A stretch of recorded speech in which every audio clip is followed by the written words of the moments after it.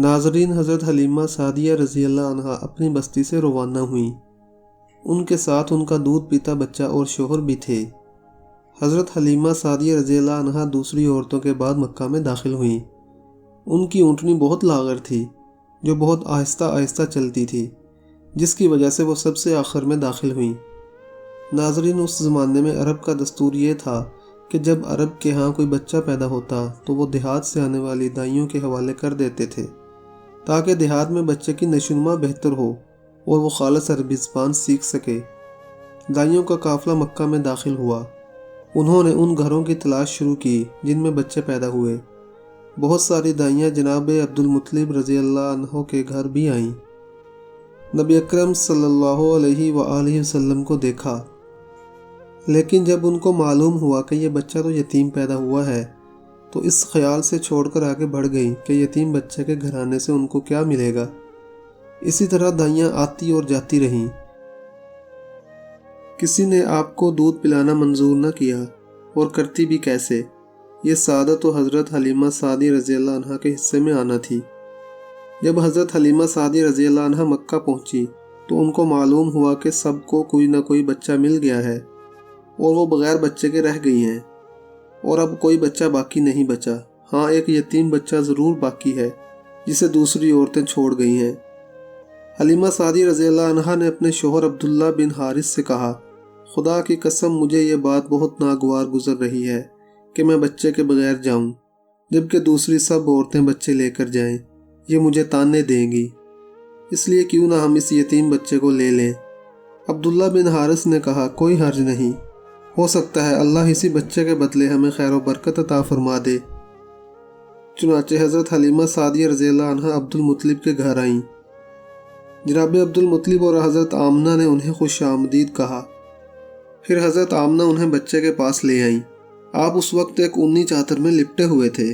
وہ چادر سفید رنگ کی تھی۔ آپ کے نیچے ایک سبز رنگ کا ریشمی کپڑا پڑا تھا۔ آپ سیدھے لیٹے ہوئے تھے۔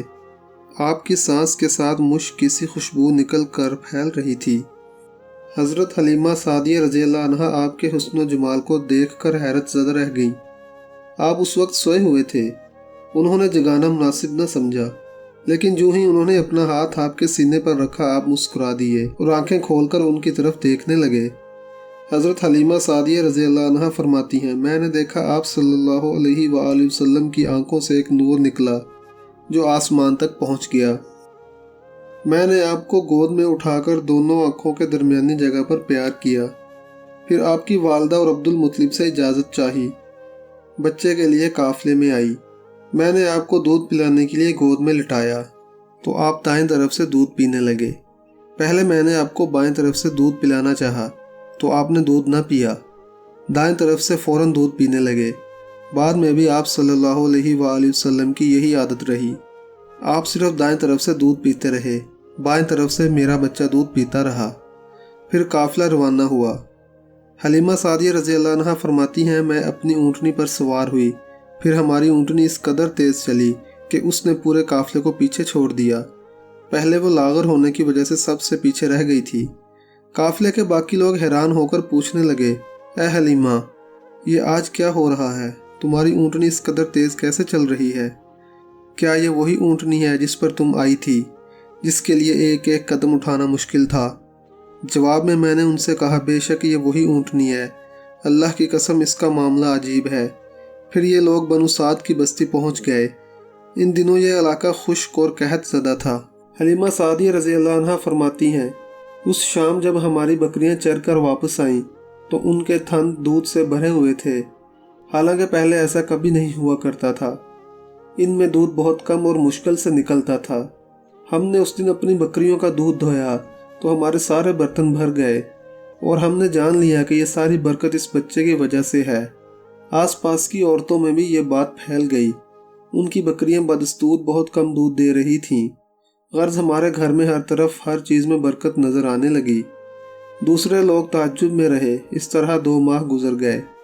2 ماہ کے بعد حلیمہ سعدیہ رضی اللہ عنہا نے آپ صلی اللہ علیہ وآلہ وسلم کا ایسا کون سا معجزہ دیکھا کہ آپ ششدر رہ گئیں۔ اس معجزے کے بارے میں جاننے کے لیے دیکھیے اس ویڈیو کا پارٹ 2 جو بہت جلد آ رہا ہے۔